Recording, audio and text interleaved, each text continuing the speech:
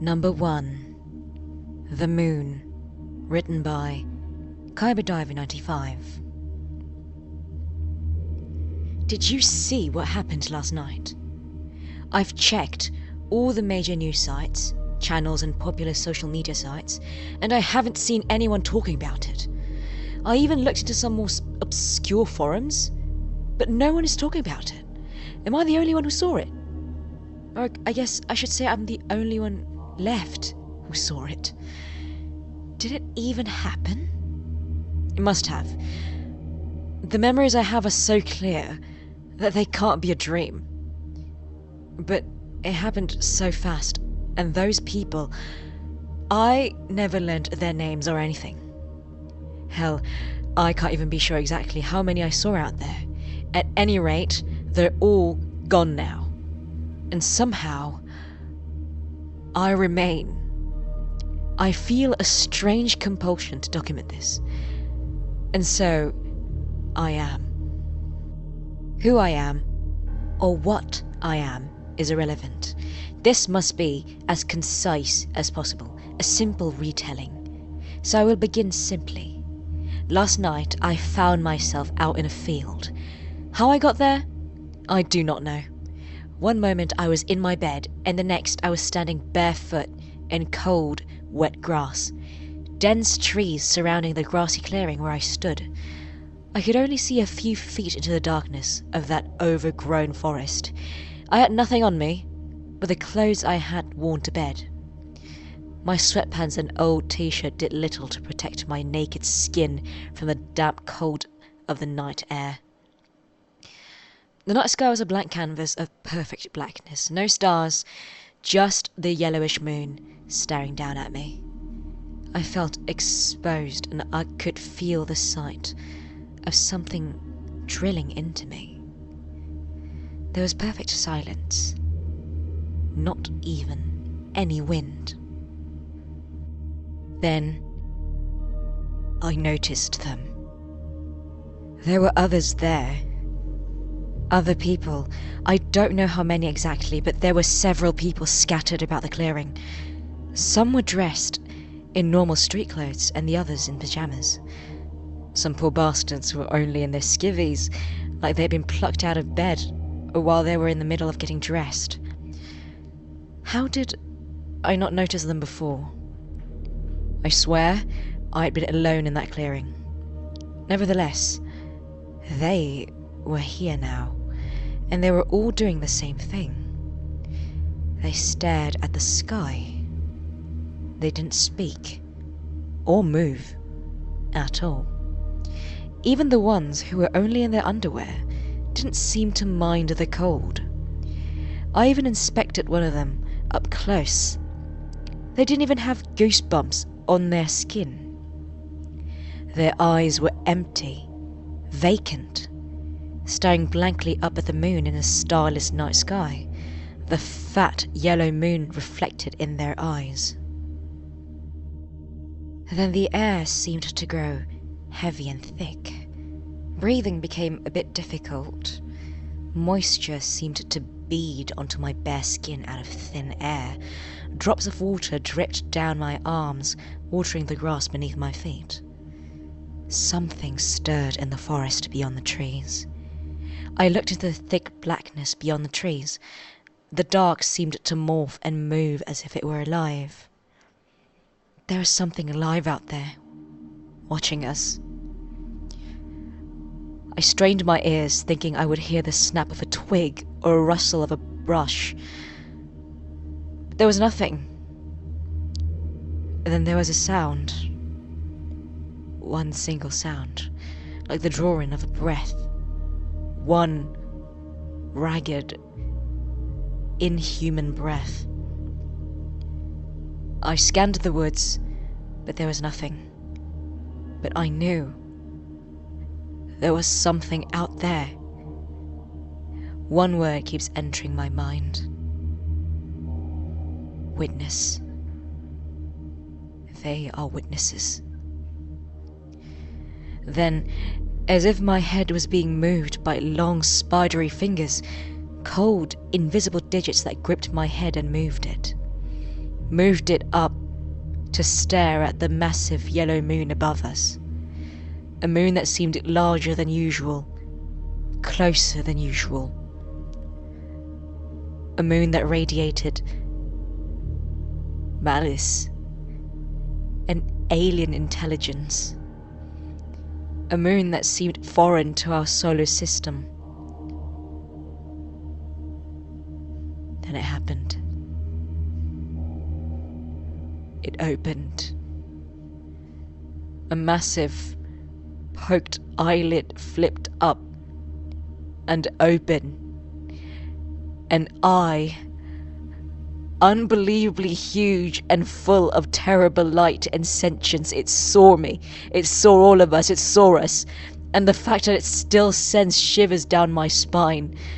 I couldn't wrench my eyes away from it as I watched its massive pupil dilate as it focused on us. Massive red veins and blue capillaries pulsed and wriggled as it moved. Then the eyes focused on each of us. One by one we were scrutinized. Then I was scrutinized. Swimming in a whitish red sea, that massive black pupil stared at me coldly. I wanted to look away. I could feel myself becoming lost in the endless black sea of that impossibly old black dot. Then I felt it. Understanding. And my head was free. I wrenched it away and fell to the wet ground.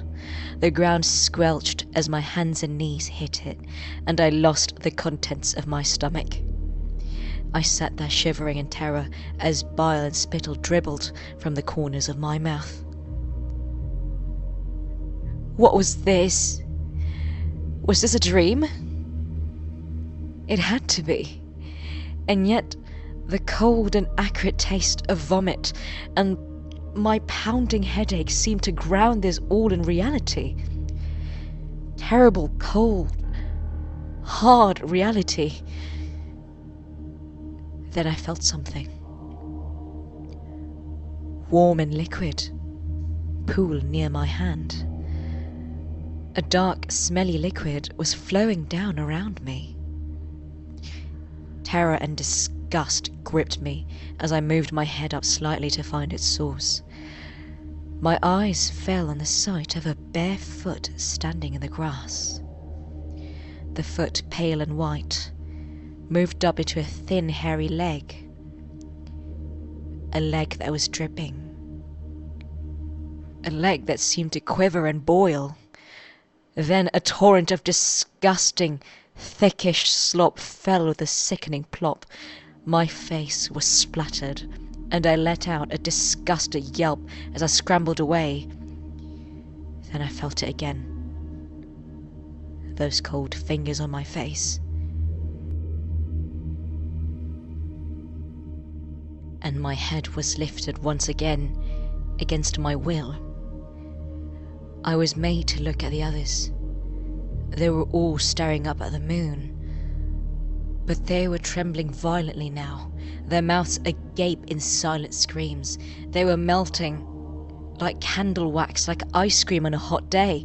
Their bodies seemed to boil, viscous fluids leaked from every pore in horrifying torrent. I stared at them in terror, watching helplessly as they came undone before my eyes. Putrid puddles gathered at their feet, and for what seemed like an eternity I watched them suffer. Then time seemed to freeze. They stopped trembling, and the pouring liquid hung suspended in the air. For a second nothing happened. Then the liquid began to flow again. Only this time it flowed in reverse. Instead of falling to the ground, it flowed upwards towards the sky, towards the moon. Whatever was left of them was being sucked up like soup. Their skin came away, revealing red meat beneath. Then it seemed that each muscle was stripped away from the bone. The entrails were taken through their mouths, noses, and eye sockets. All that was left were their bare white skeletons, gleaming in the pale yellow light of that hideous eye. Even as bare skeletons, they stared up at that unfeeling, uncaring orb.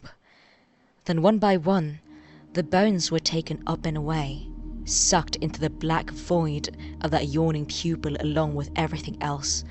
Then I was alone in the clearing. The great eyes staring down at me. The invisible fingers were gone again, but I couldn't take my gaze away from that thing in the sky. It watched me for a while, and I could feel it thinking about me. What to do with me. After a time it seemed to reach a decision, and that great eyelid slowly shut, closing over the infinite penetration of that old eye, and once again it was a moon, and I was alone. For a moment I sat there dumbfounded, unsure of what to do. Then I heard a strange, nasally snuffling. I turned my head towards the sound and saw that I wasn't alone in the clearing. There was a small, hairy mass scrabbling along the ground. It was some kind of creature. It seemed to be sniffing around, then it found something that it quickly gobbled down, and it started sniffing around again. What had it eaten? Then I realized the clothes. The clothing each person had worn had been left behind. I looked around in the pale moonlight. I could see crumbled piles of clothes. Sweats, t-shirts, bras, boxes, and more were scattered around the clearing. Near me, a grey t-shirt lay on the ground. For some reason, I reached out and grabbed it. It was wet and slimy with a slight stickiness. And even though it was far from my nose, I could smell its rank odour, like a mixture of rot, body odour, and coppery blood. Nearby, the furry creature continued its quest. It would sniff out an article of clothing, then greedily suck it down. It ate a tank top, some socks, and then a hoodie. Realization hit me. Each article of clothing had been soaked in soupy gore. Disgusted, I threw the smelly shirt away and wiped my hands desperately on the wet grass. But the wet grass was oily. And when I looked at my hands, I saw they were slick with reddish putrescence. I jumped up and wiped my hands on my shirt. Movement around my feet caught my eye. A flopping, fleshy abomination chittered and gurgled as it moved around in the bloody grass. In the light, I could make out its pale flesh, disgusting goat-like eyes, and flabby tentacles. A disgusting tongue lolled out of its slit-like mouth and lazily licked up the reddish stains on the grass. Scavengers. They were all disgusting scavengers. I looked around and could see the others in the clearing now. Terrible parodies of life stumbled about looking for leftovers. Alien forms fought over scraps, menageries of fur, cilia, and scales, teeth, tongues, and suckers. Stronger forms hunted the scavengers, devouring them messily. The once quiet night was now a cacophony of squeals, cries, and whoops. I stood frozen in terror, an unwilling witness to an alien ecosystem, an unnatural food chain. Then there was something behind me, and the next thing I knew, I was back in my bed. For a second I was confused. I wondered if it had been a dream. Yes, just a dream. Ignore the oily gore staining my hands. Ignore my soaked shirt, my red feet. Ignore the marks on my cheeks and neck, the marks of long spindly fingers. Ignore the clear memories, the ones I can never forget. The ones no amount of drink or drug or pleasurable company can dispel. Ignore my fear of vast night skies and celestial bodies. Ignore the grating voice that has no voice compelling me to document, to witness, and so I make this my witness. And still I dream. Dream of a grassy clearing, an alien sky, and a sickly moon.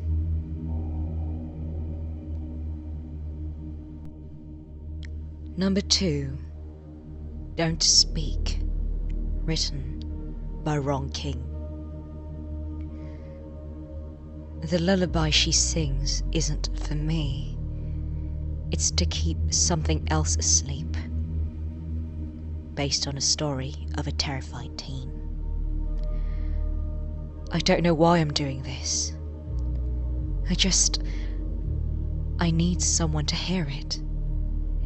In case something happens. I stopped sleeping with the lights off when I was 8. That's when I first heard her talking to the hallway closet. Not angrily, not loudly, just whispering. Except the words weren't in any language I knew. At first I thought she was on the phone, but then I noticed it only happened when the house was dead quiet and she thought I was asleep. And always facing the hallway closet. The one outside my room. It started like prayers, mumbles.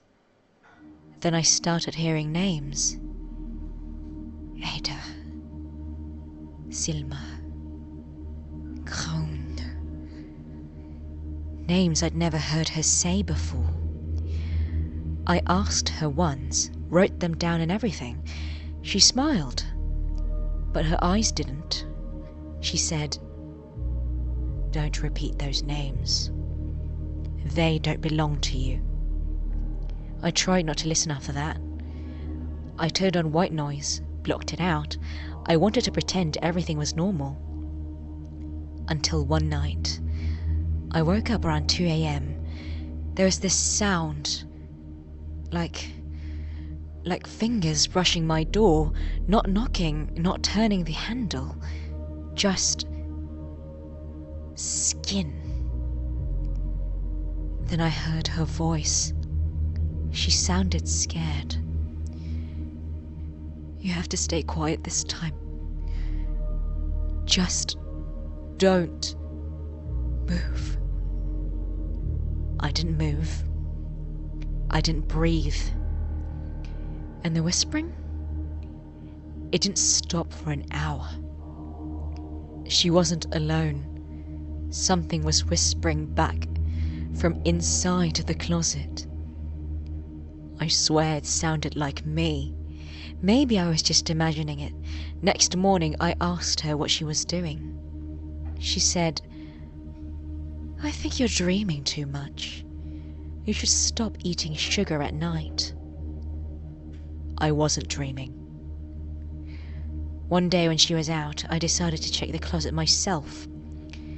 It looked normal, with boxes and old coats.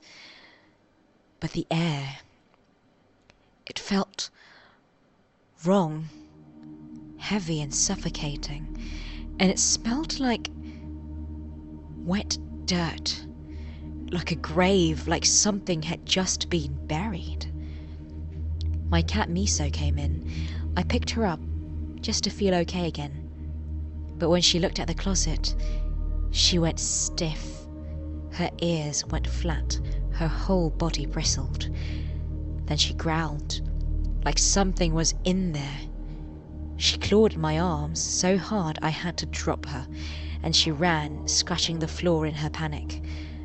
Wouldn't come back for the rest of the day. That evening, we sat across from each other, eating in silence. The only sounds were the soft clinks of forks on ceramic and the occasional creak of the old house settling. Then she started mumbling. At first, I thought she was just talking to herself, but her voice was low, too low, like she was trying not to wake someone. I glanced up. She wasn't looking at me. She was looking at the empty chair across the table, smiling at it, nodding as if someone had said something. "Mum?" I said. She didn't blink. Her lips kept moving, but no sound came out now. I swallowed the lump rising in my throat. "What's going on?"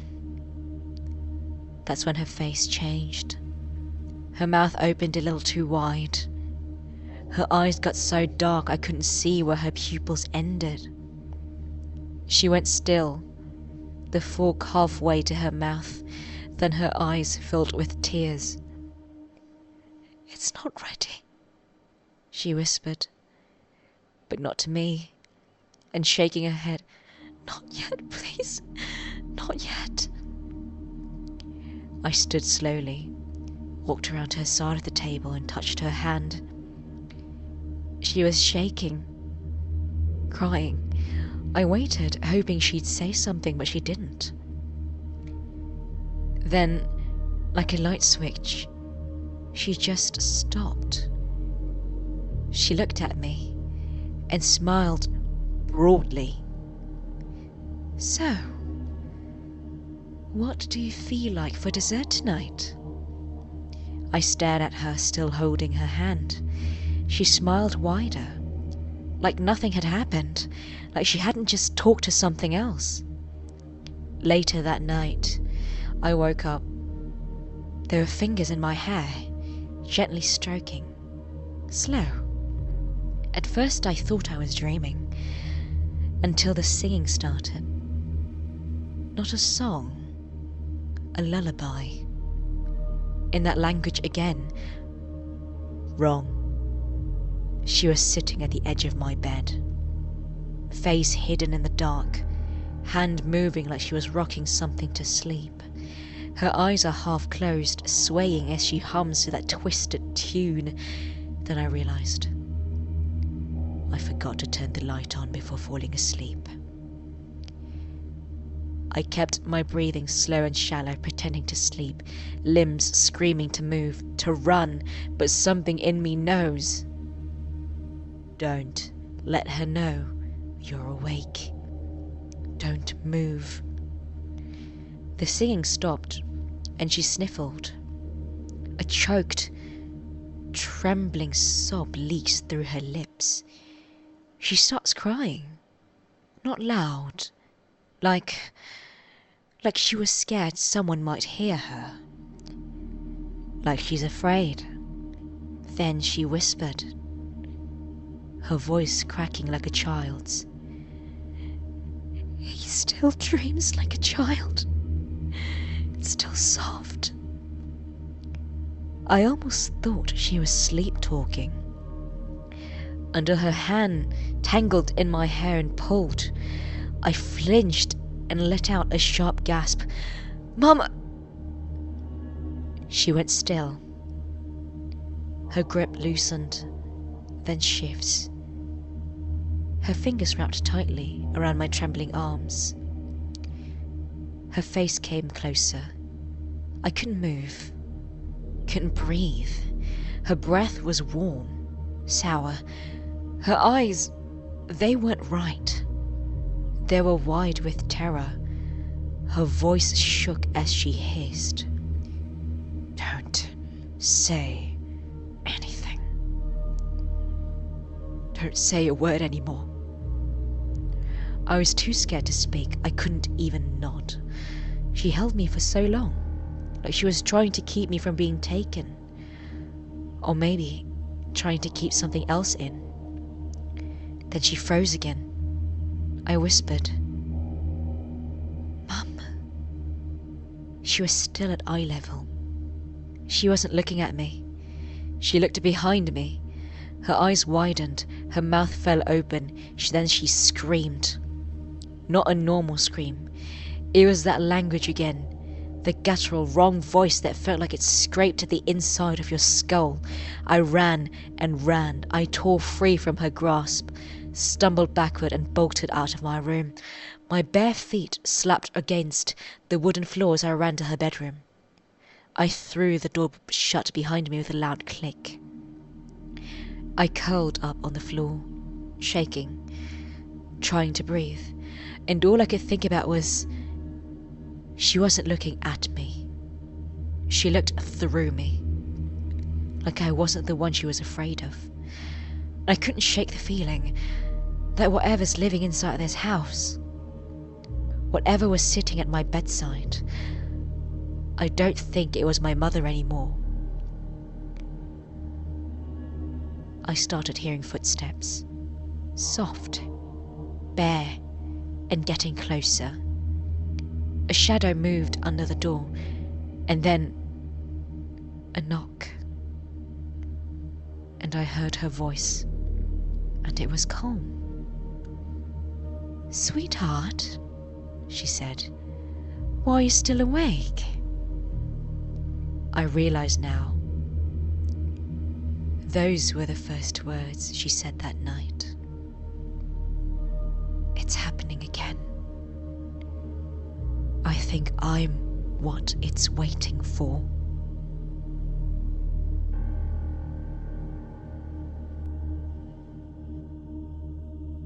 My son died yesterday. Written by Milo DHH. My son died yesterday, on an autumn evening, when the wind blew hard and the leaves hid from the first cold.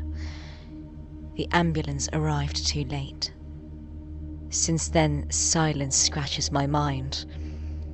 But the worst thing was the wait every night, when he returned.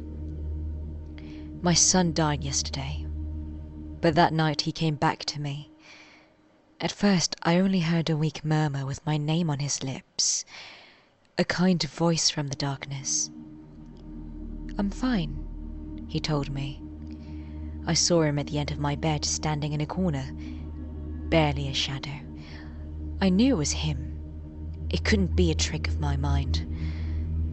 My son died, and he has visited me every day, closer and closer, sometimes at the door, sometimes at the window. His figure was no longer the same. Taller, thinner, as if something of him had left. "Mum, come," he insisted more and more. My son died. He slept with me today. Let's change places. He got out of bed, and I, desperate to see him one more time, agreed. I followed him down the hall to the door that always remained closed. My son died, and that night, when I opened the door, everything changed. There was nothing on the other side. The night became cold and heavy. My son was gone. My son died. And now I understand. That thing is not my son.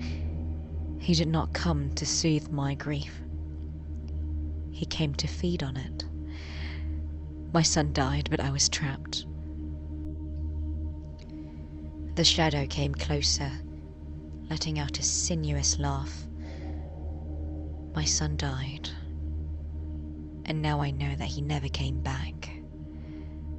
I am here, in a gloomy corner, alone with the echo of his memory. I can see someone else there, right in my bed. A crooked smile draws on his face as he sleeps, and I know that it is not me who is dreaming.